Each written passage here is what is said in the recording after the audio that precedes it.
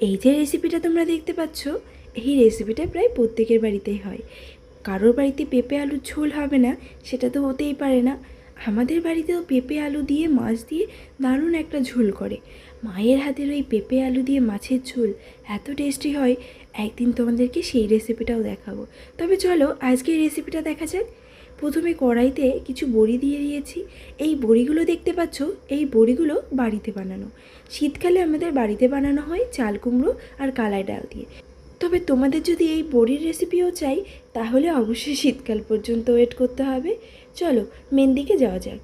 প্রথমে আমি শুকনো কড়াইতে বড়িগুলো নিয়ে হালকা নাড়াচাড়া করে নিয়েছি। তারপর বড়িগুলো যখন দেখলাম একটু লালচে লালচে হয়ে আসছে, তখন তেল দিয়ে ভালো করে লাল লাল করে ভেজে তুলে নিলাম। এবার ওই তেলের মধ্যেই গোটা গোটা আলু দিয়ে দিয়েছি। দেখো আলুগুলো কতটা মোটা মোটা করে কেটেছি, আর পেঁপেগুলোও মোটা মোটা করে কেটেছি। আলুগুলো ভেজে তুলে রেখে দিলাম। এবার ওই তেলেই পেঁপে দিয়ে দিলাম।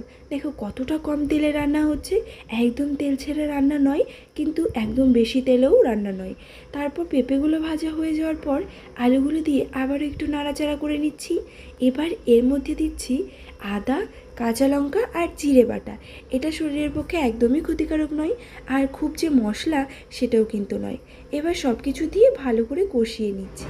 পরিমাণ মতো একটু নুন দিলাম, আর দিয়ে দিলাম একটু হলুদ গুঁড়ো। এখানে চাইলে কিন্তু লঙ্কার গুঁড়ো, কাশ্মীরি লঙ্কার গুঁড়ো এগুলোও অ্যাড করা যেত। তবে না, ঘরোয়া খাবারে রোজ রোজ কাশ্মীরি লঙ্কার গুঁড়ো বলো আর লঙ্কার গুঁড়ো বলো, এগুলো অ্যাড না করাই ভালো।